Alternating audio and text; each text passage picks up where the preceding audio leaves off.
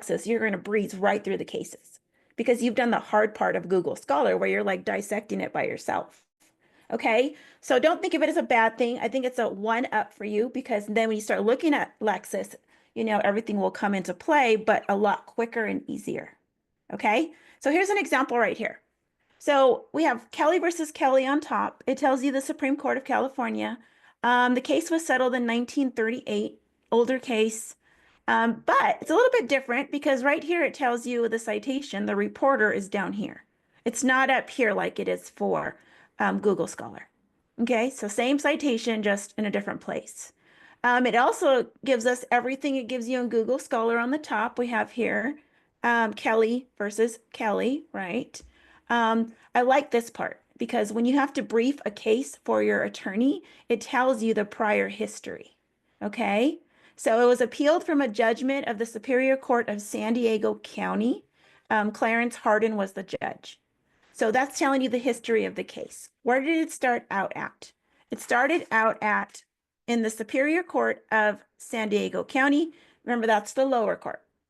Every case has to start in the lower courts, right? Usually. So that's the lower court. And that's something that Google Scholar lacks. You really do have to do an investigation on the case before you can see where did this case come from.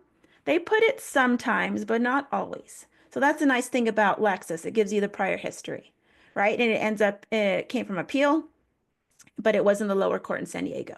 Okay. And it even tells you here, disposition right away, it was reversed. Okay. And then we go to the core terms, which I like because I want you to use more vocabulary terms when it comes to trust, wills, contracts. I like that whenever you have to look up a case on point, everybody, if a lot of these core terms are in your facts for your client, this would probably be a great case on point. Do you see what I'm saying? So it's going to deal with a lot of the same core terms, which means that most likely your facts may be similar. Okay? So the core terms here, trust property, one half, spendthrift clause, okay, the corpus, property settlement, decree, the will, anticipation, divorce, trust, a spendthrift trust on its own, life beneficiary, provisions, trustors, the person who makes the trust, and then prayed. Prayed means what are you getting? What are you asking for at the end? Kind of like damages. Okay. Okay. So I like the core terms. I think it's easier when you guys are going to find cases on point. Instead of going to Google Scholar, if you see the difference, you have to find all these core terms in there, terms that relate to your facts in your case, right? So it makes it a little bit easier. Okay. All right. And then we have right after that is the case summary, everyone. So the procedural posture. So I like this too. It gives you a kind of quick idea. So plaintiff is the wife individually and as the guardian and trustee of her children. So we know that the wife is the guardian and trustee of her children, filed an action to compel the defendant, her husband, to pay her one half of all money and property he received upon the termination of a trust. So for some reason, this trust was terminated and she wanted some of that, half of the money that was in the trust or assets. Okay. Now, the Superior Court of San Diego, California held that despite the parties' settlement agreement, the wife was not entitled to any property from the trust because, this tells you why, it was protected by a spendthrift clause. So that clause that his attorney put in there really helped him here. Okay. If that clause wasn't in there, she'd probably be entitled to half the money and half the trust assets. Okay. The wife then decides to appeal the decision. So at this point, he's winning, right? This is the lower court's decision. But at the end, things might, of course, change, right? Depends on what the appeal court and then the Supreme Court say. Okay. So this is pretty much telling you, so when I asked you for a brief summary, something like this would have been good. So this was kind of a brief summary of what's taking place, right? Okay, so let's look at the overview, okay? So the husband and wife entered into a property settlement agreement, which provided that the wife was to receive one half of any property that the husband would receive as the beneficiary of a trust or by inheritance. Okay, so here we have husband and wife. They entered into a property settlement agreement. We talked about these yesterday. So between the husband and wife, they came up with this property settlement agreement that said the wife would receive one half of any property that the husband received as the beneficiary of that trust or by inheritance. And remember how I said in the past, inheritance, nobody can touch it. But since they have a property settlement agreement and they agreed upon it and there's a writing, if he gets an inheritance, and obviously he got one here, he was allowing the wife to get, half of that inheritance. Okay. So just because you get an inheritance doesn't mean it's automatically yours forever. It can change positions. If you come up with some kind of a written agreement that you want your wife or your husband to be involved in it, it's no longer separate property, right? It turns into more of a community property now. But there's definitely got to be a writing. Okay. So that's what happened here. So the husband's father was the life beneficiary of a trust. That's what I wanted to know. That's why I asked you guys, who was this trust for? Well, the trust was the husband's father's trust. It was his trust, okay? But the son was the beneficiary of this trust, okay? And his will provided that the trust corpus was to be distributed to his descendants, okay? After the father died, a Pennsylvania court denied the wife's claim and concluded that a spendthrift clause in the father's will required that the husband's share to be paid directly to him. That's what happened with that clause. What the clause was saying is that anything that the husband gets is paid directly to him. Okay.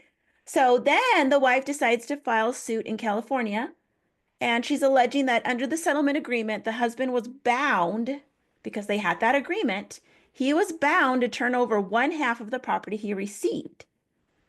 So in the trust, it specifically said with that spendthrift clause, it specifically said only the husband, his son gets this amount of money in his hands. Okay. But then the son decided to come into an agreement with his wife saying she could possibly have half of whatever's in that trust as a beneficiary. So this is what she's arguing here. Okay. So that settlement agreement here, she's saying, we signed it. There's a written document. Why am I not getting half of this money? Okay. Although the court rejected the wife's argument, that as a result of the settlement agreement, the husband held the property in a trust for her.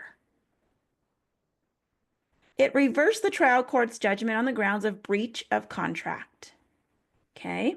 The court construed the settlement agreement as assignment contract. Remember, a settlement agreement is a contract, and held that the husband breached the contract. So the court is saying this now. You signed a settlement agreement. You signed a contract with your wife that you were going to give her half of whatever that trust, whatever was in the trust that was sent to you, right? Now they're saying he breached his part of the contract. So now we're going to contract law to kind of look at, is there going to be any prayer for relief or damages or money coming out? Okay. So then the court construed the settlement agreement as an assignment contract and held that the husband breached it. Therefore, the court held that the wife was entitled to damages equal to one half of the value of the trust property received by the husband. Whatever he received at this point, they're saying that she is equal to one half of it because he breached his part of the contract. So she's entitled to damages of one half of it. Now let's look at the outcome of the case, which I like this about Lexis because it kind of takes you through procedural, and now we're going to see the outcome. And for some reason, when Lexis dissects cases, it seems to be more simplistic. When you're reading the cases on Google Scholar, it seems a little bit more in depth. Do you see what I'm saying? This is more layman terms, is the way Lexis does it. So you can see the difference right away. All right, so let's look at the outcome.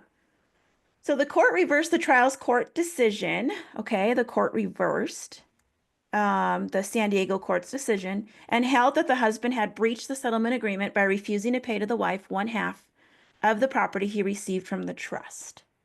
Okay, the court held wife was entitled to damages of the amount equal to one half of the value and the property the husband received. Okay, so obviously it was reversed, right? So she obviously got her part at the end here. Okay, so I hope that's what you guys came up with. It has over here a lot of other things in it. And another thing I like about Lexis, everyone, it's got the head notes here.